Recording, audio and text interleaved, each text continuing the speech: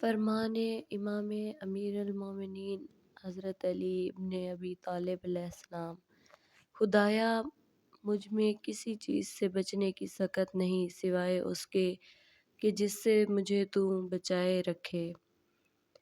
اگر کوئی بندہ مدت حیات اور اس کے انجام کو دیکھے تو امیدوں اور ان کے فریب سے نفرت کرنے لگے۔ مولا علی علیہ السلام نے فرمایا، جس دور میں دلیل کی کوئی اہمیت نہ ہو اس دور میں خاموش رہنا عین عبادت ہے۔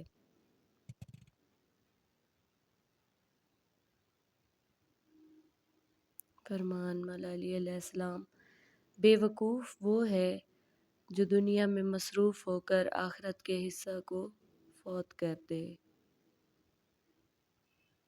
فرمان مولا علی علیہ السلام: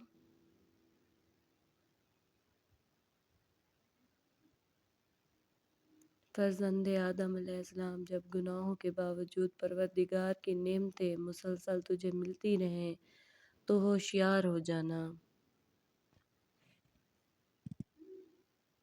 کلام امیر المومنین علیہ السلام: دشمن پر قابو پاؤ تو اس قابو پانے کا شکرانہ اس کو معاف کر دینا قرار دو۔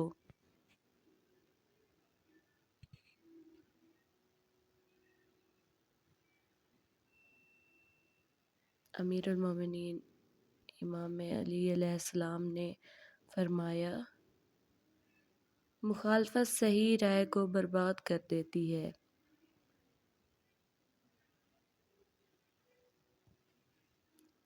پردہ پوشی: ڈرو ڈرو اس لیے کہ بخدا اس نے اس حد تک تمہاری پردہ پوشی کی ہے کہ گویا تمہیں بخش دیا ہے۔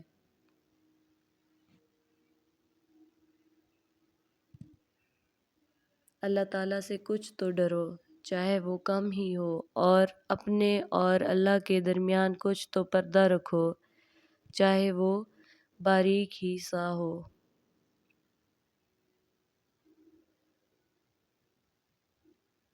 فرمان مولا علی علیہ السلام: کتنے ہی لوگ ایسے ہیں جنہیں نعمتیں دے کر رفتہ رفتہ عذاب کا مستحق بنایا جاتا ہے، اور کتنے ہی لوگ ایسے ہیں کہ جو اللہ تعالیٰ کی پردہ پوشی سے دھوکہ کھائے ہوئے ہیں اور اپنے بارے میں اچھے الفاظ سن کر فریب میں پڑ گئے، اور مہلت دینے سے زیادہ اللہ تعالیٰ کی جانب سے کوئی بڑی آزمائش نہیں ہے۔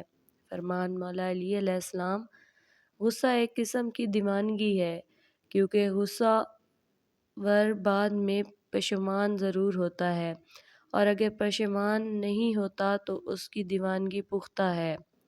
فرمان امام علی علیہ السلام: جب تم میں سے کوئی اپنے گھر داخل ہو تو گھر والوں کو سلام کرو، اور اگر گھر والے نہ ہوں تو کہیں السلام علینا ربنا، اور گھر میں داخل ہوتے وقت قل ھو اللہ احد اللہ پڑھیں تو اس سے تنگ دستی دور ہوگی۔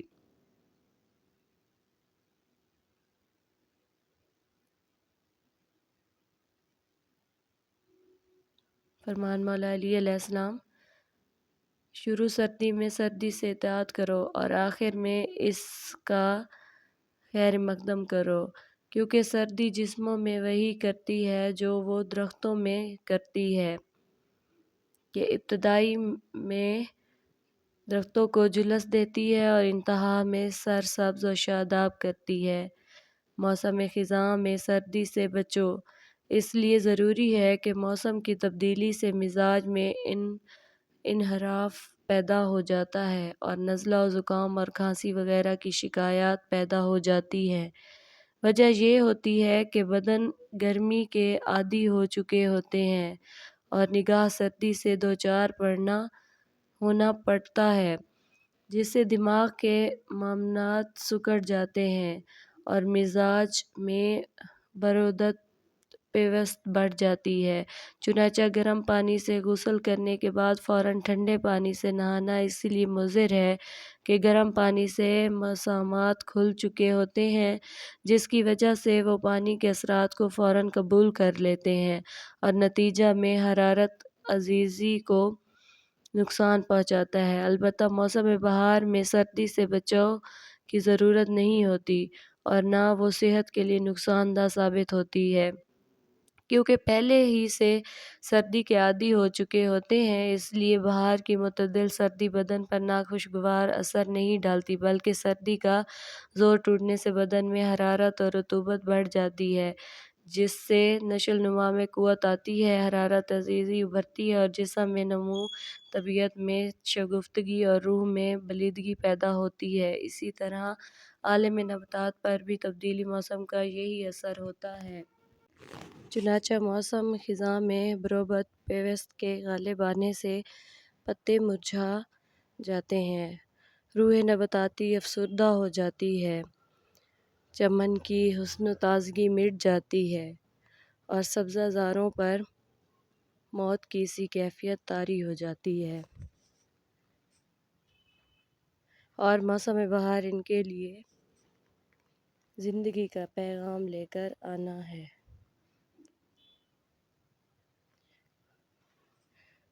اور بار آور ہواؤں کے چلنے سے پتے اور شگوفے پھوٹنے لگتے ہیں اور شجر سرسبز و شاداب اور دشت و صحرا سبزہ پوش ہو جاتے ہیں۔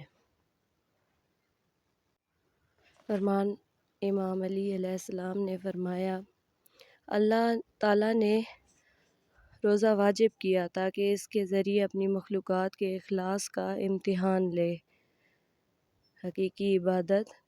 امام علی علیہ السلام فرماتے ہیں کہ کچھ لوگ ایسے ہیں جو خدا کی عبادت اور بندگی اس کی نعمتوں کا شکریہ ادا کرنے کے لیے بجا لاتے ہیں۔ فرمایا، یہ حقیقی عبادت ہے، چونکہ یہاں پر عبادت کرنے والا اپنے منعم حقیقی کو پہچان کر اور اس کی عظمت کا متعارف ہو کر اس کے سامنے جھک جاتا ہے، جیسا کہ کوئی عطیہ اور نعمت دینے والا واجب الاکرام سمجھا جاتا ہے، اور تمام دنیا کے عاقل انسان اس کی عظمت کو تسلیم کرتے ہیں۔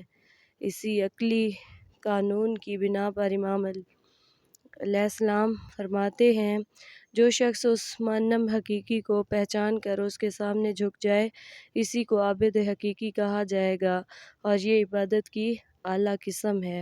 امام علی علیہ السلام نے فرمایا، توبہ کے 4 ستون ہیں۔ نمبر 1، دل سے پشیمانی۔ نمبر 2، زبان سے استغفار۔ نمبر 3، اعضائے بدن سے عمل۔ نمبر 4، دوبارہ گناہ نہ کرنے کا ارادہ۔